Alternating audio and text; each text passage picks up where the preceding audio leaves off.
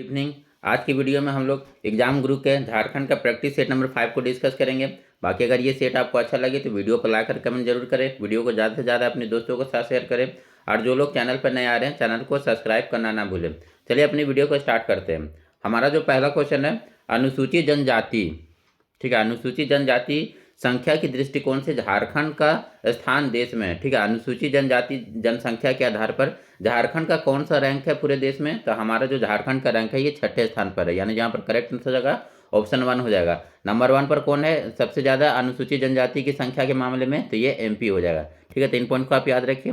उसके बाद बात किया जाए कि झारखंड की टोटल जो जनसंख्या कितना है, तो झारखंड की टोटल जनसंख्या है ये 3,29,88,134। इस पॉइंट को भी आप नोट डाउन कर लीजिए कि झारखंड की जो टोटल जनसंख्या कितना है 3,29,88,134, जिसमें जो एसटी यानी अनुसूचित जनजाति की जनसंख्या कितना है, तो ये 86,45,042। ठीक है, जिसमें जो है आपका एसटी का जनसंख्या कितना है 86,45,042 आपका टोटल जो है एसटी का जनसंख्या हो गया।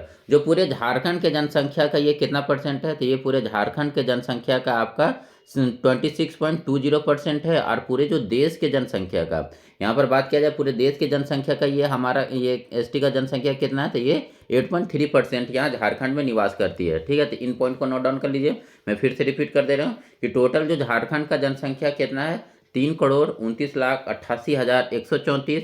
उसमें जो एसटी का जनसंख्या कितना है तो 86,45,042 है, जो हमारे पूरे झारखंड के जनसंख्या का 26.20% है और पूरे देश की जनसंख्या का 8.3% है।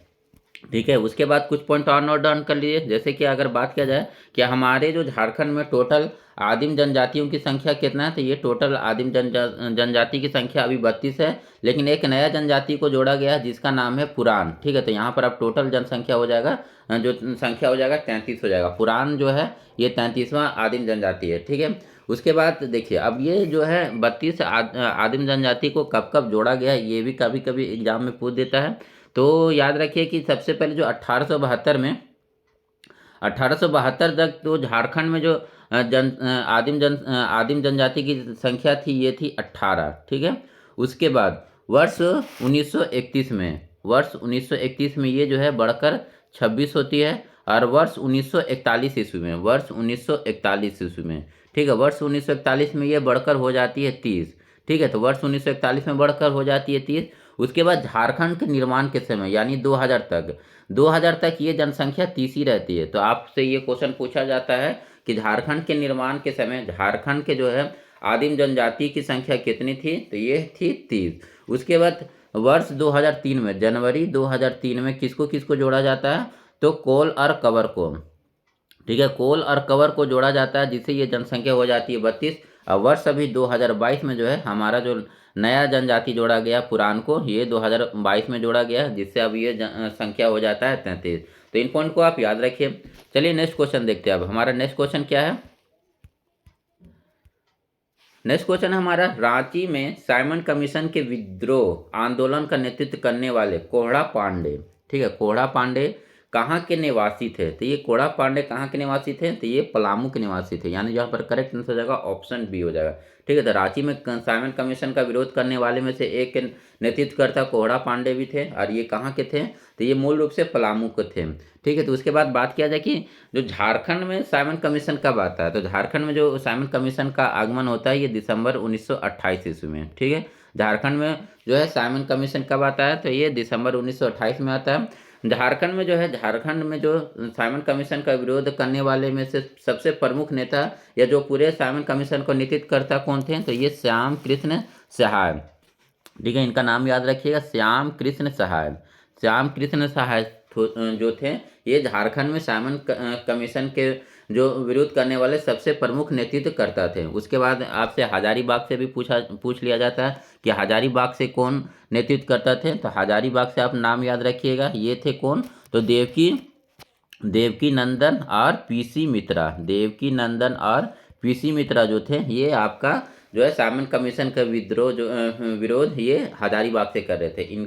तो इनका नाम याद रखिएगा, हजारीबाग से कौन थे, देवकी नंदन और पीसी मित्रा जो है ये जो है हजारीबाग से साइमन कमीशन का विरोध कर रहे थे।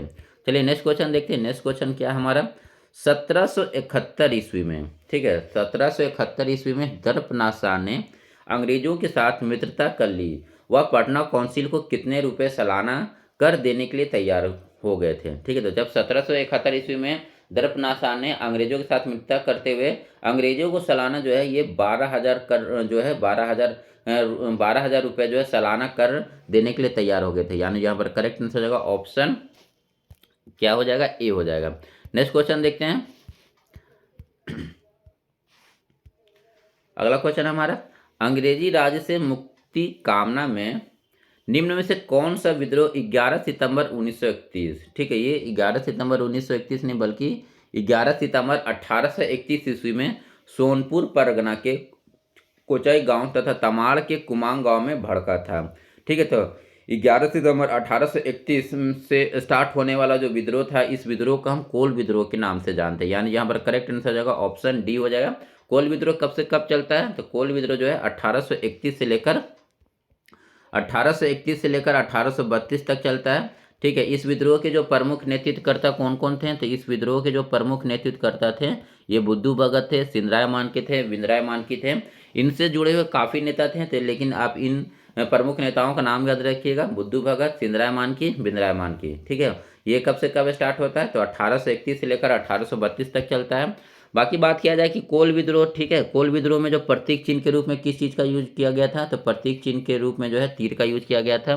तो ये भी काफ़ी बार एग्जाम पूछता है, तो ये इसे भी आप याद रखिए कि कोल विद्रोह में जो है प्रतीक चिन्ह के रूप में किस चीज़ का यूज किया गया था, तो ये तीर का यूज किया गया था। इसके बाद बात किया जाए कि इस विद्रोह का स्टार्ट होने का सबसे प्रमुख कारण क्या था, तो इसका जो इस विद्रोह का स्टार्ट होने का सबसे प्रमुख कारणों में से एक कारण था कि जो हड़िया था, हड़िया पर जो कर लगाया था उसके वजह से ये विद्रोह भड़क गया था। हड़िया कर हम इसे किस नाम से जानते हैं, तो पतचोई कर, ठीक है, हड़िया कर को हम किस नाम से जानते हैं, पतचोई कर। तो ये जो कर लगाने की वजह से कोल लोग भड़क गए थे। उसके अलावा और भी बहुत कारण थे, लेकिन ये एक प्रमुख कारणों में से एक था, ठीक है। उसके बाद बात किया जाए कि कोल विद्रोह को झारखंड का जो है प्रथम सुसंगठित आंदोलन के नाम से जाना जाता है, ठीक है। अगर बात किया जाए कि झारखंड का प्रथम सुसंगठित आंदोलन कौन सा था, तो ये कोल विद्रोह था। 3 पॉइंट को आप नोट डाउन कर लीजिएगा। चलिए नेक्स्ट देखते हैं। नेक्स्ट हमारा क्या क्वेश्चन है। नेक्स्ट जो क्वेश्चन है, 1923 ईस्वी के चुनाव में दक्षिण संथाल परगना निर्वाचन क्षेत्र, ठीक है, जब 1923 के चुनाव में जो है दक्षिण संथाल परगना निर्वाचन क्षेत्र से स्वराज पार्टी के प्रतिनिधि के रूप में कौन चुने गए थे। ये किस क्षेत्र से पूछ रहा है, तो दक्षिण संथाल परगना के क्षेत्र में पूछ रहा है। तो दक्षिण संथाल परगना के क्षेत्र से किन्हें चुना गया था, तो ये रामेश्वर लाल को, यानी यहाँ पर करेक्ट आंसर हो जाएगा ऑप्शन डी हो जाएगा, ठीक है। रामेश्वर लाल को चुना गया था। 1923 ईस्वी के चुनाव में दक्षिण संथाल परगना निर्वाचन क्षेत्र के स्वराज पार्टी का प्रतिनिधित्व के रूप में किन्हें चुना गया था, तो रामेश्वर लाल को। उसके बाद बात किया जाए अगर पूरे संथाल परगना से किन्हें चुना गया था, तो ये थे सुनार सिंह खरवार, ठीक है। तो इनका भी नाम याद रखिएगा। अगर पूछा जाए कि अगर यहाँ पर दक्षिण को हटा दिया जाए और पूछा जाए कि संथाल परगना में से जो है स्वराज पार्टी का प्रतिनिधित्व कौन कर रहे थे, संथाल परगना से स्वराज पार्टी का प्रतिनिधित्व करने वाले कौन थे, तो ये कौन थे, तो सोनार सिंह खारवार, ठीक है। तो इनका नाम याद रखिएगा आप, सोनार सिंह खारवार, ठीक है। और दक्षिण संथाल परगना में कौन बने थे, तो ये रामेश्वर लाल बने थे। चलिए नेक्स्ट क्वेश्चन देखते हैं। नेक्स्ट क्वेश्चन क्या है हमारा, भारत छोड़ो आंदोलन की सबसे अंतिम घटना झारखंड में निम्न में से कौन थी, ठीक है। भारत छोड़ो आंदोलन संबंधित जो अंतिम घटना वो क्या थी, तो 22 अगस्त 1943 ईस्वी को वाचस्पति त्रिपाठी की गिरफ्तारी, हजारीबाग जेल से जयप्रकाश नारायण का निकल भागना, ए और बी दोनों या इनमें से कोई नहीं। तो यहाँ पर जो भारत छोड़ो आंदोलन संबंधी झारखंड में जो घटित होने वाला अंतिम घटना था, तो ये 22 अगस्त 1943 को, तो ये तो बिल्कुल कथन सही है, ये यहाँ से निकल आखिरी गिरफ्तारी थी। उसके बाद हजारीबाग जेल से जयप्रकाश नारायण का निकल भागना, ये भी घटना उसी के आसपास हुआ था। तो यानी यहाँ पर करेक्ट आंसर होगा ऑप्शन सी हो जाएगा। नेक्स्ट देखते हैं। नेक्स्ट क्वेश्चन क्या है हमारा,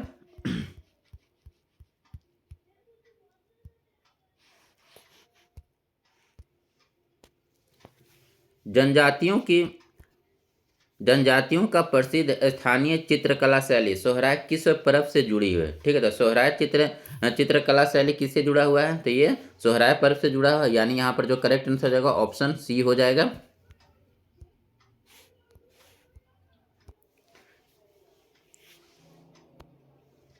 ठीक है, सोहराय चित्रकला शैली जो सोहराय है किस कौन से पर्व से जुड़ा हुआ है? तो सोहराय। और बाकी आपको पता है सोहराय कब मनाया जाता है? तो ये दीपावली के 2 दिन के बाद यानी कार्तिक अमावस्या में मनाया जाता है। आइए, जानवरों से जुड़ा हुआ एक महत्वपूर्ण पर्व है। बाकी बात किया जाए सोहराय का, तो सोहराय में किसका चित्रण किया जाता है? तो सोहराय चित्रकाली में जो है पशुपतिनाथ है यानी प्रजापति का जो है चित्रकारी किया जाता है। ठीक है, इसमें किस देवी देवता का चित्रण मिलता है? तो प्रजापति यानी प्रजापति का ये चित्रण मिलता है। प्रजापति यानी पशुपतिनाथ का जो है भगवान का या देवता का इसमें जो है चित्रकारी मिलता है। उसके बाद बात किया जाए जो है ये इसके 2 टाइप होते हैं। सोहराय का 2 टाइप है। ये कौन कौन टाइप है? तो एक मंझू सोहराय, मंजू सोहराय, और दूसरा जो है कुर्मी सोहराय। ठीक है, सोहराय जो चित्रकारी है इसका 2 टाइप है, मंजू सोहराय और कुर्मी सोहराय। उसके बाद बात किया जाए ये सोहराय चित्रकला ये कहाँ पर सबसे ज़्यादा प्रसिद्ध है? तो ये हजारीबाग के क्षेत्र में काफ़ी ज़्यादा प्रचलित है सोहराय चित्रकारी। उसके बाद ये जो है झारखंड का जीआई टैग प्राप्त करने वाला, ठीक है, जीआई टैग प्राप्त करने वाला, झारखंड का जीआई टैग प्राप्त करने वाला सोहराय चित्रकला प्रथम था। ठीक है, झारखंड का प्रथम जीआई टैग प्राप्त करने वाला कौन सा चीज़ है? तो ये सोहराय था। ठीक है, इसे जीआई टैग कब मिलता है? तो ये वर्ष 2020 में जो है इसे जीआई टैग मिलता है। तो ठीक है, तो कोई भी जो है झारखंड का अगर बात किया जाए कि झारखंड के किस चीज़ को पहला जीआई टैग मिला था, तो यहाँ पर जो है सोहराय चित्रकला को झारखंड का पहला जीआई टैग मिला था। यार कब मिला था? तो वर्ष 2020 में। नेक्स्ट क्वेश्चन देखते हैं। नेक्स्ट क्वेश्चन क्या है हमारा? टाटा टिमकेन। ठीक है, टाटा टिमकेन निम्न में से किस प्रकार के उद्योग के लिए जाना जाता है? तो टाटा टिमकेन जो है रोलर बैरिंग के लिए जाना जाता है, यानी जहाँ पर करेक्ट आंसर हो जाएगा ऑप्शन डी हो जाएगा। और ये कहाँ पर है? तो पूर्वी सिंहभूम जमशेदपुर में। टाटा टिमकेन जमशेदपुर पूर्वी सिंहभूम। अगला क्वेश्चन देखते हैं। अगला क्वेश्चन क्या है हमारा? निम्न में से कौन सा कथन असत्य है? ठीक है, यहाँ पर असत्य कथन को छांटना है। असत्य कथन तो मृत्यु को संथाल जो है स्वाभाविक और स्वभाव मानते हैं। उसके बाद नेक्स्ट है शव को नदी नाले के किनारे स्थित शमशान में जलाया जाता है, ये कथन सही है। ठीक है, संथाली में शव को जलाने और दफनाने दोनों प्रकार की प्रथाएं, ये भी कथन सही है। ठीक है, संथाल जनजाति में शव को जलाना और दफनाना दोनों प्रकार की प्रथाएं प्रचलित है।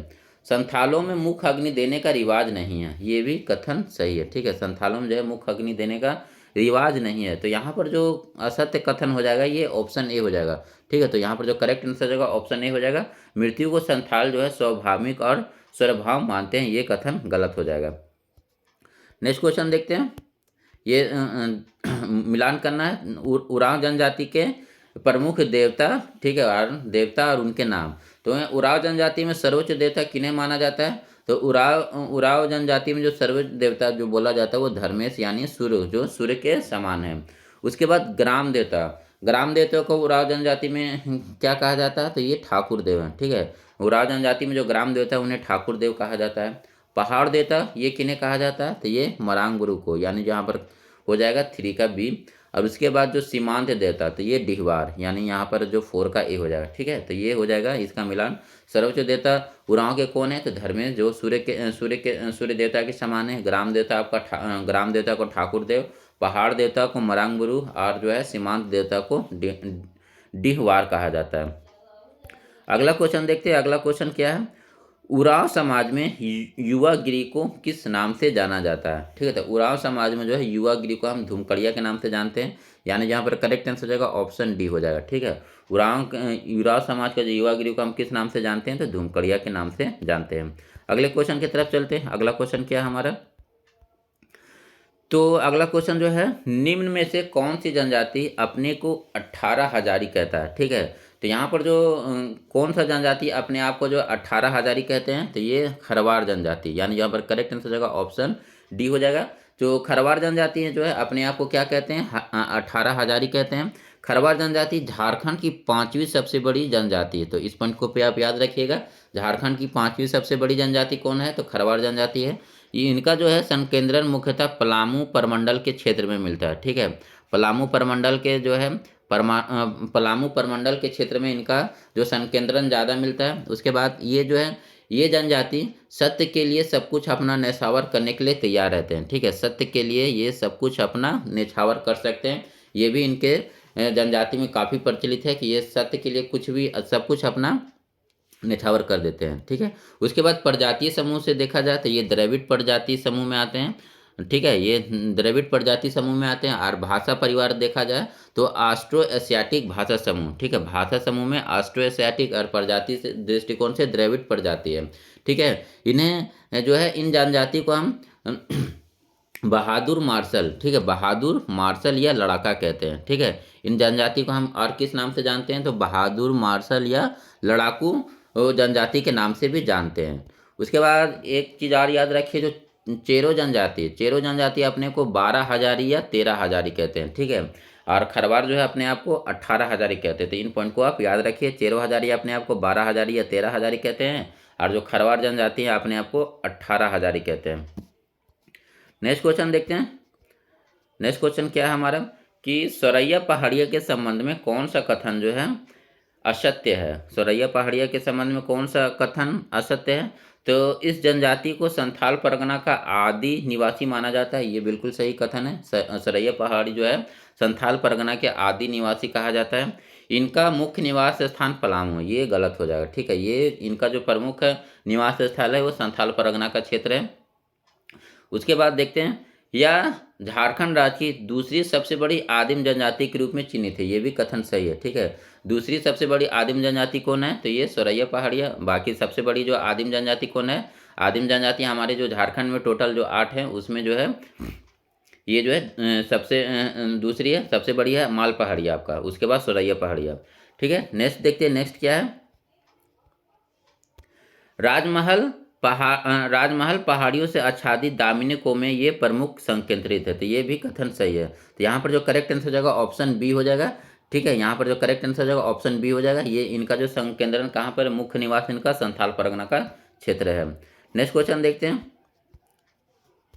नेक्स्ट क्वेश्चन क्या है हमारा, तो सबर जनजाति का मुख्य नृत्य है। ठीक है, यहाँ पर जो सबर जनजाति का प्रमुख नृत्य कौन सा है तो पंता सालिया। यहाँ पर पंता सालिया हो जाएगा, पंता सालिया और डोमकच। तो ये सबर जनजाति के मुख्य नृत्य दोनों हैं। ठीक है, यानी जो यहाँ पर करेक्ट आंसर होगा ऑप्शन सी हो जाएगा। ये पंता सालिया और डोमकच दोनों जो है सबर जनजाति के प्रमुख नृत्यों में से एक है। अगला क्वेश्चन देखते हैं, ये झारखंड के मेले का सही मिलान, श्रवणी मेला हजारीबाग, ये गलत है। श्रवणी मेला कहाँ पर लगता है तो ये देवघर में लगता है। ठीक है, श्रवणी मेला कहाँ पर तो देवघर में। नरसिंह मेला हजारीबाग, ये सही है। रथ यात्रा मेला रांची में, ये भी सही है। देवथान मेला, देवथान यात्रा मेला, ये भी रांची में, ये भी कथन सही है। तो यहाँ पर जो करेक्ट आंसर होगा ऑप्शन सी 2, 3 एंड 4 हो जाएगा। नेक्स्ट क्वेश्चन देखते हैं।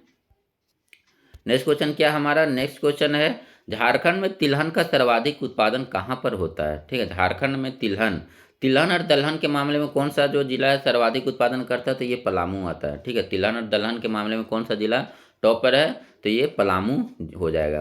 नेक्स्ट क्वेश्चन देखते हैं, मगर प्रजनन केंद्र कहाँ पर अवस्थित है तो मगर प्रजनन केंद्र तो रुक्का रांची यहाँ पर मूटा, अच्छा ठीक है, मूटा रुक्का रांची, यानी यहाँ पर करेक्ट आंसर जगह ऑप्शन डी हो जाएगा। ये टा के जगह ता कर लीजिए, मूटा रुक्का रांची में है। और इसकी स्थापना कब हुई थी तो इसकी स्थापना वर्ष 1987 में। ठीक है, मगर प्रजनन केंद्र का स्थापना वर्ष 1987 में किसके द्वारा किया जाता है तो IUCN के द्वारा, IUCN के द्वारा जो है वर्ष 1987 में मगर प्रजनन केंद्र का स्थापना किया जाता है रुक्का रांची में। अगला क्वेश्चन देखते हैं। अगला क्वेश्चन क्या है, जलवायु परिवर्तन पर झारखंड राज्य एक्शन प्लान किस वर्ष अधिसूचित की गई थी तो जलवायु परिवर्तन पर झारखंड राज्य एक्शन प्लान जो है वर्ष 2014 में ये अधिसूचित की गई थी, यानी जहाँ पर करेक्ट आंसर होगा ऑप्शन ए हो जाएगा। अगला क्वेश्चन देखते हैं। अगला क्वेश्चन क्या है कि झारखंड का पहला सोलर फ्लोटिंग पावर प्लांट की स्थापना कहाँ की जाएगी। झारखंड का पहला फ्लोटिंग सोलर प्लांट की स्थापना कहाँ पर किया जा रहा है तो ये गैतल सूद डैम रांची में, यानी यहाँ पर करेक्ट आंसर होगा ऑप्शन ए हो जाएगा। यहाँ पर आप इसे सुधार लीजिए, ये गैतल सूद है। ठीक है, गैतल सूद डैम रांची। तो गैतल सूद डैम रांची में जो है झारखंड का पहला फ्लोटिंग सोलर प्लांट का स्थापना किया जाएगा और ये किसकी सहायता से किया जा रहा है, तो ये वर्ल्ड बैंक की सहायता से किया जा रहा है। ठीक है, तो ये वर्ल्ड बैंक की सहायता से किया जा रहा है और इसका जो क्षमता कितना होगा, तो ये 150 मेगावाट का इसका क्षमता होगा। ठीक है, तो इन पॉइंट को भी याद कर लीजिए कि झारखंड का पहला जो है फ्लोटिंग सोलर प्लांट कहाँ स्थापित किया जाएगा, गैतलसूर डैम रांची में, वर्ल्ड बैंक की स्थापना से, और इसका जो टोटल क्षमता होगा 150 मेगावाट का होगा। नेक्स्ट क्वेश्चन देखते हैं, झारखंड की प्रथम औद्योगिक नीति के तहत कहाँ प्लास्टिक पार्क स्थापित करने का प्रावधान था। तो झारखंड की प्रथम औद्योगिक नीति के तहत जो है पहला प्लास्टिक पार्क जो है कोडरमा में खोला जाना था, लेकिन यहाँ पर नहीं खोला गया, ये अब देवघर में खोला गया, झारखंड का पहला प्लास्टिक पार्क। ठीक है, झारखंड का पहला प्लास्टिक पार्क कहाँ पर खोला गया, देवघर में, लेकिन ये प्रस्तावित कहाँ पर था, तो कोडरमा में था। नेक्स्ट क्वेश्चन देखते हैं, निम्नलिखित में कौन सा स्थल बौद्ध धर्म से संबंधित है। यहाँ पर कौन सा स्थल जो है बौद्ध धर्म से संबंधित है, तो ये हो जाएगा वेनीगढ़, यानी जहाँ पर करेक्ट आंसर होगा ऑप्शन सी हो जाएगा। अगला क्वेश्चन है, भुवनेश्वरी मंदिर कहाँ पर स्थित है, तो भुवनेश्वरी मंदिर आपका जमशेदपुर में स्थित है, यानी जहाँ पर करेक्ट आंसर होगा ऑप्शन ए हो जाएगा। अगला क्वेश्चन देखते हैं, अगला क्वेश्चन क्या है हमारा, झारखंड में क्षेत्रफल की दृष्टि से सबसे बड़ा कोयला खान कौन सा है, तो झारखंड में जो है क्षेत्रफल की दृष्टि से सबसे बड़ा कोयला खान जो है कर्णपुरा कोयला खान है, यानी जो आपका करेक्ट आंसर होगा ऑप्शन बी हो जाएगा। उत्तरी और दक्षिणी दोनों कर्णपुरा कोयला खान को मिला देंगे तो ये क्षेत्रफल की दृष्टि से झारखंड का सबसे बड़ा कोयला खान हो जाएगा। अगला क्वेश्चन देखते हैं, fertilizer corporation of India limited pyrites phosphate एवं केमिकल्स लिमिटेड कहाँ पर स्थित है। ठीक है, ये जो है सिंदरी में है। Fertilizer corporation of India limited pyrites phosphate और केमिकल लिमिटेड कहाँ पर स्थित है, तो ये जो आपका कहाँ पर स्थित है, तो ये सिंदरी में स्थित है। तो यहाँ पर जो इसका करेक्ट आंसर हो जाएगा ऑप्शन सी हो जाएगा। ये कहाँ पर स्थित है, तो ये सिंदरी में स्थित है। नेक्स्ट क्वेश्चन देखते हैं, नेक्स्ट क्वेश्चन क्या हमारा, गोकुल ग्राम विकास योजना के बारे में सत्य कथन को चुनें। ठीक है, यहाँ पर ये जो है इसके बारे में सत्य कथन के बारे में क्या है, गोकुल ग्राम विकास योजना, इस योजना का प्रारंभ वर्ष 2005 में किया गया था, ये कथन सही है। इस योजना का उद्देश्य सभी गांवों को चौमुखी विकास करना था, ये भी कथन सही है। सो यहाँ पर जो करेक्ट आंसर बनेगा ऑप्शन सी बन जाएगा, ये दोनों कथन जो है सही हैं। अगला क्वेश्चन देखते हैं, झारखंड में जो सर्वप्रथम हवाई अड्डे का निर्माण कब और कहाँ करा गया था। ठीक है, झारखंड में जो है सर्वप्रथम हवाई अड्डे का निर्माण कब और कहाँ पर कराया गया था, तो ये वर्ष 1941 में रांची में कराया गया था, यानी जहाँ पर करेक्ट आंसर जगह ऑप्शन ए हो जाएगा। लेकिन वैसे बात किया जाए कि झारखंड में सर्वप्रथम कहाँ पर जो है एरोप्लेन को लैंड करा गया था, तो ये सोनारी एयरपोर्ट जो है जमशेदपुर पूर्वी सिंहभूम में है, वहाँ पर कराया गया था द्वितीय विश्व युद्ध के समय। ठीक है, तो इस पॉइंट को भी आप याद रखिएगा। और वैसे जो झारखंड का सर्वप्रथम हवाई अड्डे का निर्माण कब और कहाँ पर कराया गया था, तो वर्ष 1941 में रांची में कराया गया था। अगला क्वेश्चन देखते हैं, गायब होता हुआ देश। ठीक है, गायब होता हुआ देश के उपन्यास के लेखक कौन है, तो गायब होता हुआ देश उपन्यास के जो लेखक हैं ये रानेंद्र हैं, यानी यहाँ पर करेक्ट आंसर का ऑप्शन डी हो जाएगा। और ये कहाँ के निवासी हैं, तो ये रांची के निवासी हैं। ठीक है, गायब होता हुआ देश उपन्यास के लेखक कौन है, रानेंद्र, और कहाँ के निवासी हैं, तो ये रांची के निवासी है। अगला क्वेश्चन देखते हैं, ऊर्जा गंगा जगदीशपुर हल्दिया गैस पाइपलाइन झारखंड के किस जिले से होकर नहीं गुजरता है। ठीक है, ये कौन सा ऊर्जा गंगा जगदीशपुर हल्दिया गैस पाइपलाइन झारखंड के कौन सा जिला से होकर नहीं गुजरता है, तो ये जो है पश्चिमी सिंहभूम से होकर नहीं गुजरता है, यानी यहाँ पर करेक्ट आंसर हो जाएगा ऑप्शन सी हो जाएगा।